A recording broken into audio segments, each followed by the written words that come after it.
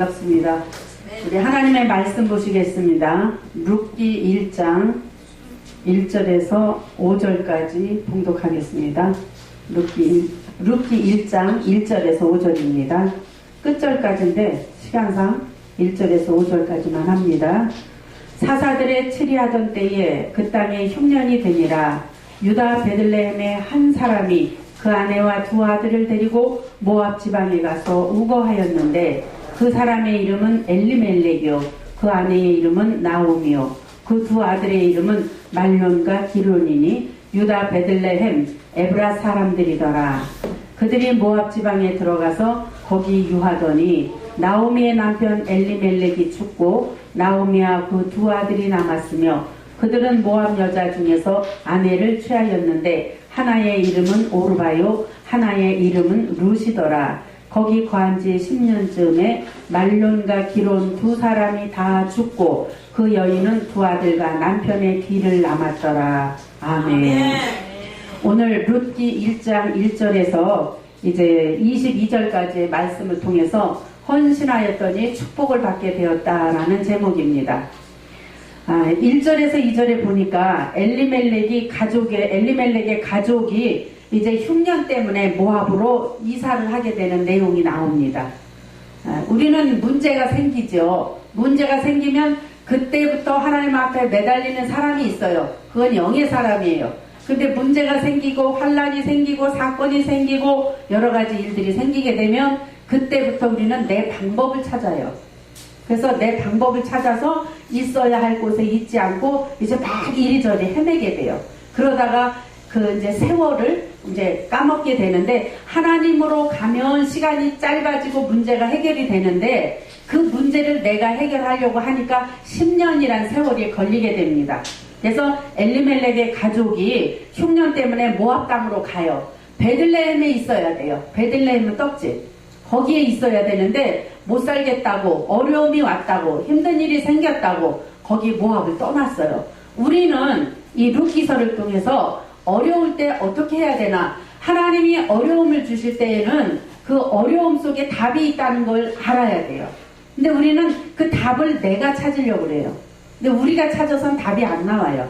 문제를 허락하실 수밖에 없는 하나님의 주권을 인정하며 무릎을 꿇고 하나님 앞에 기도할 때에 하나님이 성경을 읽을 때에 찬양을 부를 때에 기도할 때에 또 우리가 누군가를 만나서 대화할 때에 나는 몰랐지만 그 사람을 통해서 알게 하는 때가 있어요.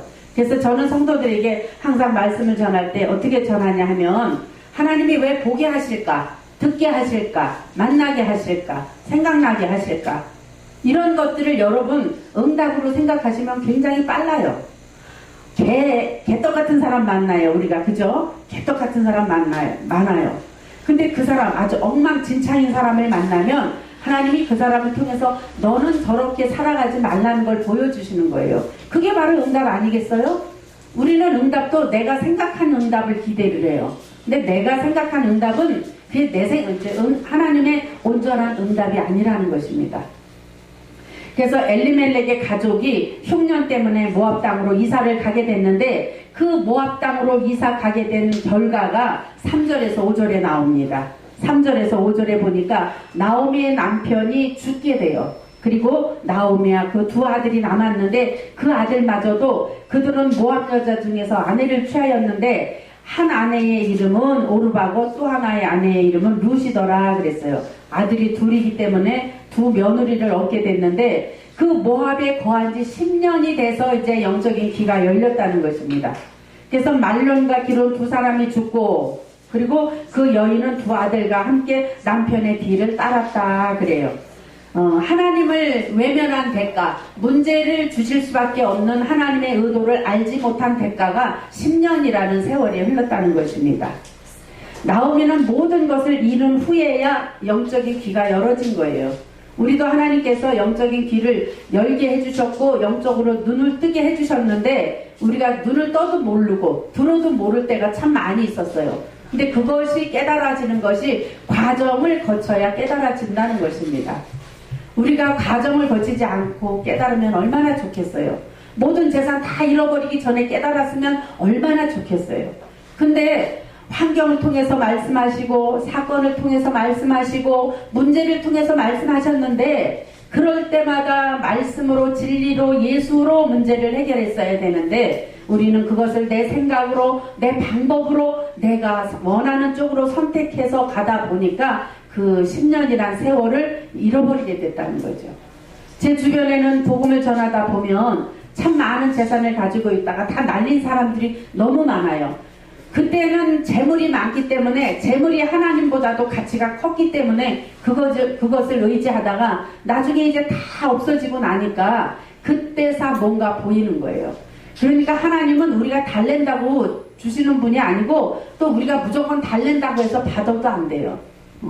철이 든 사람한테 필요한 것이지 철들지 않은 사람한테는 아무리 귀한 물질도 아무 소용이 없어요. 우리 이종 언니가 시집을 갔는데 시어머니가 시동생이 있으니까 결혼을 시키라고 금덩어리를 굉장히 큰 걸 남기고 돌아가셨어요. 근데 이제 언니네 그 시댁 식구들이 생활이 어려워지니까 정말로 큰 금덩어리가 자꾸 줄어가지고 나중엔 요만하게 됐어요. 요만하게. 재물은 누구든지 보면 탐을 내고 그 탐내는 것 때문에 없어지게 되어 있어요. 하나님이 허락하시지 않은 건 내 것이 될 수가 없다는 것을 저와 여러분이 깨달으시고 그래서 이제 15절 16절을 우리 한번 보시겠습니다. 15절 16절 17절까지만 제가 읽겠습니다. 나오미가 또 가로되 보라 네 동서는 그 백성과 그 신에게로 돌아가나니 너도 동서를 따라 돌아가라. 하나님이 이렇게 이제 나오미를 통해서 이제 돌아갈 기회를 주는 거예요. 두 며느리에게. 그런데 이런 기회가 왔을 때 우리는 이것을 성령의 음성으로 들을 수가 있어야 방황하지 않는다는 것입니다. 둘째 며느리는 육의 소리를 들어서 친정으로 돌아갔어요. 그러나 나오미는 룻은 돌아가지 않았습니다.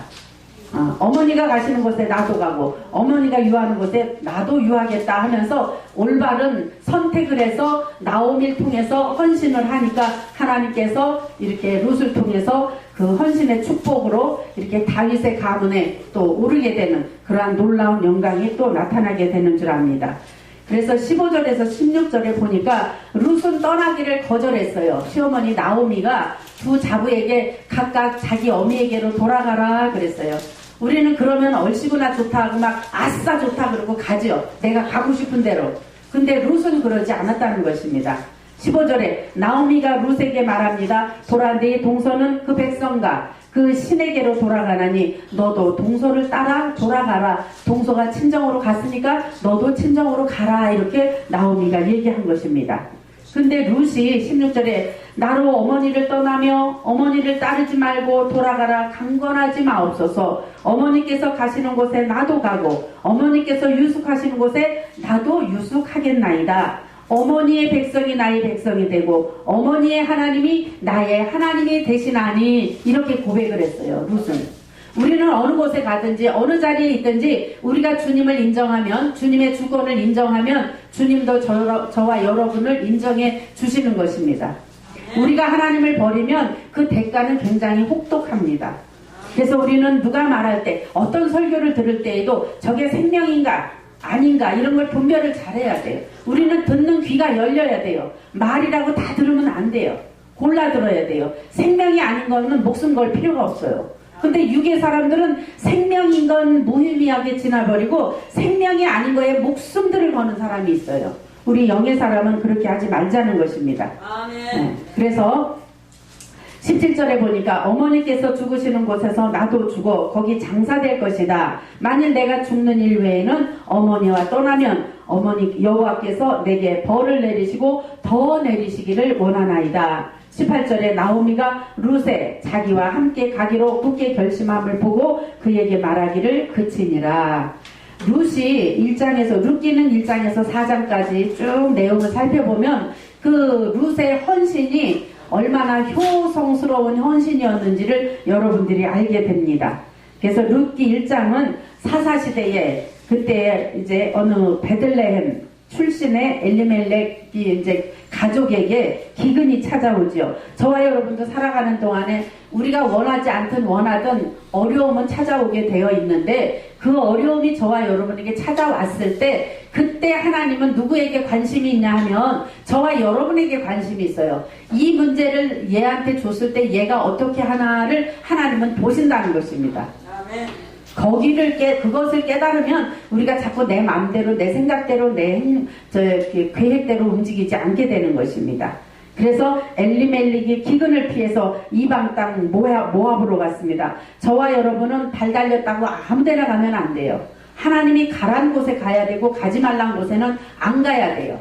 그래서 시편에 보시면 복 있는 사람은 악인의 궤를 쫓지 아니한다 그랬죠. 오만한 자의 자리에 앉지도 않나. 어떤 사람이 그런 자리에 가지 않고 앉지 않느냐 하면 하나님의 주권을 인정한 사람이 그렇다는 것입니다. 하나님의 주권을 인정하지 않는 사람은 내 마음대로 해요. 소견에 오른 대로 사사시대에 영적으로 아주 그런 상태에 내 마음대로. 근데 우리는 우리 마음대로 해서는 안 돼요. 여러분 지금까지 인생 살아오셨지만 여러분 생각대로 계획대로 살아졌습니까? 아니잖아요. 나는 요렇게 살으려고 기도한 적도 없고 요렇게 해달라고 기도한 적도 없는데 요렇게 힘든 상황에 온 사람들이 많아요. 그렇기 때문에 그 사람들은 룻기서를 통해서 내가 베들레헴에 있어야 되는데 내 마음대로 모압을 갔더니 이렇게 어려움이 왔구나. 하나님이 이 어려움을 통해서 하나님을 찾으라고 하나님을 찾는 기회를 주셨는데 내가 그 찾는 기회를 놓쳤구나. 많은 사람들은 나중에 모든 걸 다 잃고 나서 깨닫게 된다는 것입니다. 그래서 이렇게 하나님께서 이제 나오미와 두 자부만 남게 되었는데 나오미가 의지할 곳이 없는 이방 땅을 떠나서 귀향하면서 자부들에게 친정으로 돌아가라 권하지만 룻은 시어머니 나오미와 함께 동행함으로 결국 10년 만에 베들레헴으로 다시 돌아오게 됩니다. 그래서 나오미는 기쁘다는 뜻이죠. 기쁘다. 근데 자기를 나오미라고 부르지 말고 마라라 부르라 그래요. 마라는 고통이에요. 고통.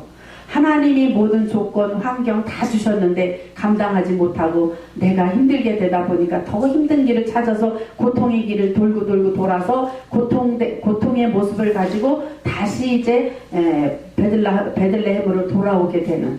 그래서 정말 우리는 있을 때 잘하라는 그 유행가도 있어요. 정말 있을 때 우린 잘해야 돼요. 있을 때. 정말 있을 때 잘해야 되는데 있을 때는 기회를 주신 걸 잃어버리고 다 놓치고 그리고 하나님 뜻대로 살면서 헌신의 삶을 살아야 되는데 내 마음대로 살다가 모든 걸 다 잃어버리고 난 후에 천부여 의지없어서 손들고 옵니다. 이런 고백을 할 수밖에 없는 연약한 저와 여러분들은 우리 하나님 앞에 고백하시면서 하나님 어떤 문제, 어떤 사건, 어떤 환경이 오더라도 하나님께서 허락하신 환경이라는 것을 깨닫고 하나님의 주권 앞에 무릎을 꿇을 수 있는 저희들이 되게 해달라고 기도할 수 있는 저와 여러분이 되시기를 예수 그리스도의 이름으로 축복합니다.